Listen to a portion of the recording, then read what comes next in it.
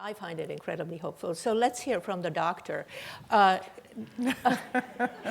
think, Deborah, Germaine, it's really interesting to me because you have a background of teaching, of building hospitals, of advocating for healthcare institutions. I mean, you've been involved in some sort of health related activity for a very long time. And I love the idea that you are also part of the teaching community that is bringing up the new generation of people who will be handling all of this. So what would you like for us to think about? Well, first of all, thank you for the invitation to be here. Yes, I am a physician, and I've been a scientist and a teacher, and I'm a rheumatologist. For those of you who have hurt knees and things, we can talk later. And right now, I'm a stranger in a strange land, so I will defer to all of the experts in the room. But I was given the opportunity to build the medical school. How many of you were on the tour? Can I see a show of hands? Okay, so you probably drove by it. Did you go into it? Mm-hmm. Yes. Oh, you went into it. Oh, that's awesome.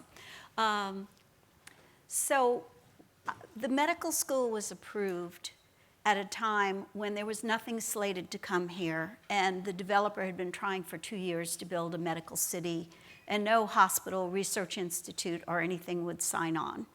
He took his team around the country and learned that you can't have a medical city without the anchor tenant, which is a medical school, okay? Just like a shopping mall, you're not going to attract the jewelry store, the shoe store, the t-shirt store without the anchor tenant, the Macy's or the Neiman's, and that's who we are. So a medical school was approved. And when I came here to build the medical school, when they asked me if I would take the job, I said to myself, I have one question. At that time, there were 128 accredited medical schools in the United States. I said, are we building number 129? Or are we going to build this better than it's ever been done before? Because if we're just building 129, I'm not interested. And I was at a point in my life when I was looking for a great adventure, something I could sink my teeth into. So I came here to build this century's premier medical school, one that would anchor a medical city that would grow up to be a global destination for research, patient care, education, and a city known for health and wellness, okay? So that's why I came here. And the first thing I had to do was get a medical school up and running and accredited. And just so you know, on Monday, we admitted our 7th class of 120 students. Our 3 classes have graduated. They're scoring in the top quartile in the nation on the United States medical licensing exam and their national board subject exams. So we're on our way. We're not there yet.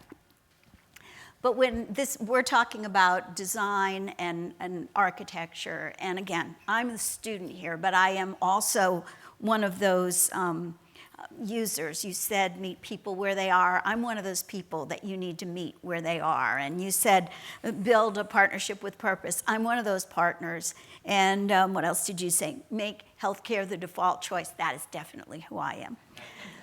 But I came here to build it, and one of the things that I needed to do right away, besides creating the curriculum and hiring the faculty and getting that part of it started, is I needed to design that building, those buildings, but in particular the one you saw that I like to say is shaped like a hug.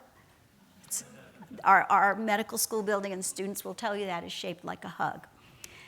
And how many architects are there in the room? Can I see a show of hands? Okay, please forgive me. But we had to fire the first architect that was on the project. And that is not anything about architects. But what happened was I kept telling him what I wanted. I kept saying, I want a life-giving building. I said, most buildings like this, you walk into them and they suck the life out of you. And at 5 o'clock, when the clock strikes 5 p.m., everybody can't wait to get out. I said, I want the kind of building that when it's 5 o'clock, everybody kind of goes out into the hallways and they kind of stay there, they linger. The students hang out and play ultimate frisbee or soccer. And the faculty all want to be there. They create yoga classes on the green. They harvest grapefruit from the grapefruit trees. I want a place where the rest of the community will come.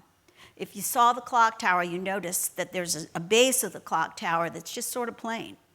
Well, that's where the Jumbotron goes for the community to come and watch the Wednesday night movies on the Tavistock Green when we have a community. We're just getting there. But the idea, and I'll share one more story with you and then I'll stop because I know this is just the introduction, but it's one of the architect's stories. So I went to Harvard Medical School, and in my freshman year, we have anatomy. Now, I don't know how many of you have had anatomy or been in anatomy labs in medical schools, quite a few of you. Okay, well, they're usually in the basement so they can get the cadavers in and out without everybody seeing them. And my experience was in a large room like this with table after table after table with corpses covered, no air exchange, and the place smelled like formaldehyde, and we now know that can be very damaging to your lungs. And I'm a very conscientious person. I was there until 2 a.m. every day. And I felt like my freshman year at medical school, I lived in hell because I was in a big room, it was dark, it smelled bad, and I was with a bunch of dead bodies. And these were my first patients, okay? So I said, if I ever get the chance to build my own, I wanted to build it on the top floor.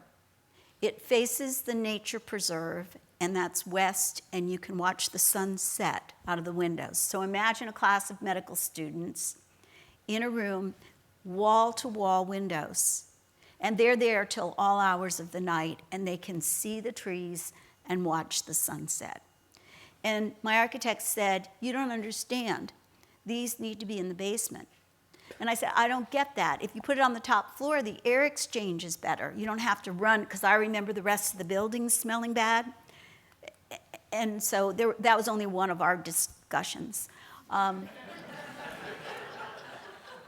So did you see our anatomy lab? No, Oh, no, too bad. You gotta come back. You just have to come back. The first day of anatomy, when I'm in there with our students, they're scared. You know they are. But there's this buzz in the room. It's not a morgue. And these are their first patients. You know, these are people who give their lives so that these new hands can take care of the rest of us. It's awesome. That's beautiful.